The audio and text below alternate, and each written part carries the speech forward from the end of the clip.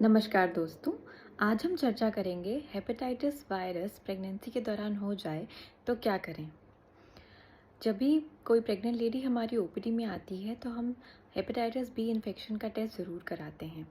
इसके पीछे का कारण है कि हम माँ और बच्चे दोनों की जान को ध्यान में रखते हुए, सभी खतरों को ध्यान में रखते हुए ये जानना ज़रूरी समझते हैं कि हेपेटाइटिस बी से माँ ग्रसित तो नहीं है।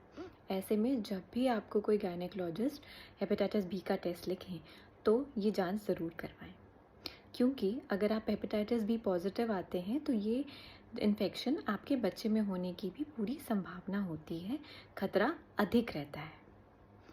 अब हेपेटाइटिस बी अगर नेगेटिव आता है तो आपकी प्रेगनेंसी बहुत ही हेल्दी नोट पर चलती है, लेकिन अगर किन्हीं कारणों की वजह से आप हेपेटाइटिस बी पॉजिटिव आते हैं तो अपने गायनेकोलॉजिस्ट और गैस्ट्रोएंटरोलॉजिस्ट के संपर्क में रहकर आप एक हेल्दी बेबी को और एक हेल्दी प्रेगनेंसी को कंटिन्यू कर सकते हैं।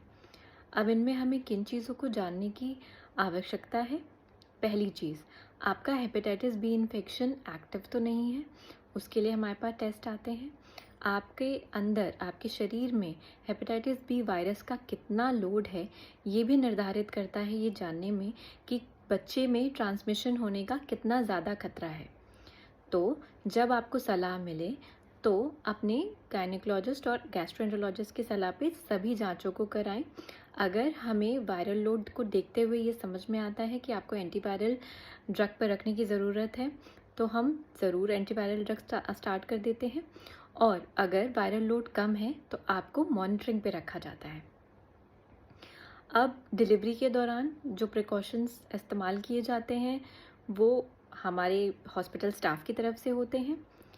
दूसरी चीज़ जो आपको हमेशा हॉस्पिटल एंट्री पे याद रखनी है कि आपको ज़रूर बताना है जो भी स्टाफ आपकी फ्लूइड्स, जैसे अगर आपको पानी छूट गया है या आपका कोई भी प्रोसीजर कर रहा है, आपको कैनुला डाल रहा है या कैथेटर डाल रहा है, तो ज़रूर एक बार उस कर्मचारी को बता दें कि मुझे हेपेटाइटिस बी का इन्फेक्शन है, तो थोड़ा अपनी तरफ से ध्यान रखें।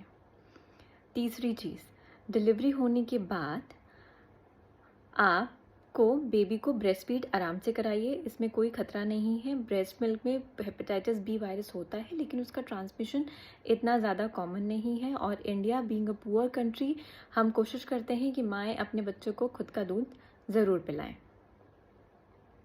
हेपेटाइटिस बी से डरने की ज़रूरत नहीं है। हाँ, उसे टाइमली डिटेक्ट कर उसका सही ट्रीटमेंट कराने की बहुत ज़्यादा आवश्यकता है। तो आप समय पर अपने गायनेकोलॉजिस्ट से ज़रूर संपर्क में बने रहें। हेपेटाइटिस बी के साथ भी एक बहुत ही हेल्दी प्रेगनेंसी को कंटिन्यू किया जा सकता है और एक हेल्दी बेबी को डिलीवर किया जा सकता है। तो घबराएं नहीं, समय पर सही सलाह ज़रूर लें। Have a happy and healthy pregnancy. Thank you.